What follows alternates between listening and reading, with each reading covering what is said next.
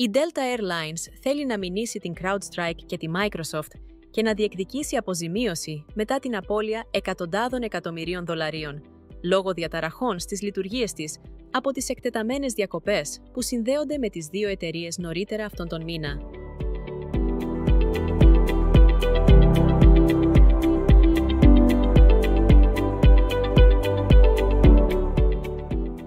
Μια επιβεβαιωμένη πηγή λέει ότι η εταιρεία προσέλαβε τον εξέχοντα δικηγόρο David Boies για να διεκδικήσει πιθανές αποζημιώσεις από την CrowdStrike και τη Microsoft.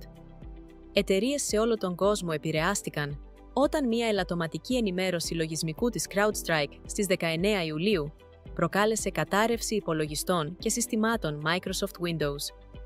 Αυτό επηρέασε λειτουργίες σε ολόκληρο τον κόσμο, σε τομείς από τις μεταφορές έως την υγειονομική περίθαλψη και τη χρηματοδότηση. Η διακοπή της CrowdStrike πάγωσε προσωρινά τις αεροπορικές εταιρείες, αλλά η Delta Airlines επλήγει περισσότερο. Οι δραστηριότητές της ήταν εκτός λειτουργίας για σχεδόν μια εβδομάδα, ενώ οι αντίπαλες εταιρείες μπόρεσαν να επανέλθουν και να λειτουργήσουν μετά από μια ή 2 μέρες.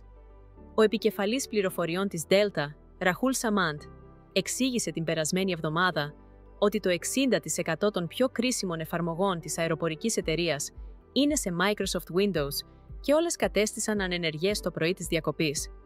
Η διακοπή δικτύου που προκλήθηκε από την CrowdStrike οδήγησε σε περισσότερες από 2.200 ακυρώσεις πτήσεων στις 19 Ιουλίου. Η Delta Airlines έχει ακυρώσει περισσότερες από 6.000 πτήσεις μέχρι στιγμής από τότε. Σύμφωνα με το CNBC, η Delta αντιμετωπίζει τώρα περισσότερα από 176.000 αιτήματα επιστροφής χρημάτων ή αποζημίωσης. Οι διακοπές εκτιμάται ότι κόστισαν στην αεροπορική εταιρεία έως και $500 εκατομμύρια.